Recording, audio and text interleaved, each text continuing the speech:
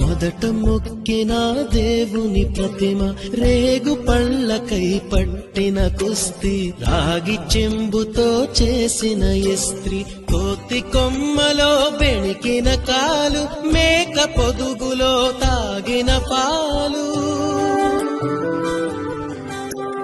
దొంగ చాటుగా కాల్చిన బీడి, సుబ్బుగాడిపై చెప్పిన చాడి గుర్తుకొస్తున్నాయి, గుర్తుకొస్తున్నాయి.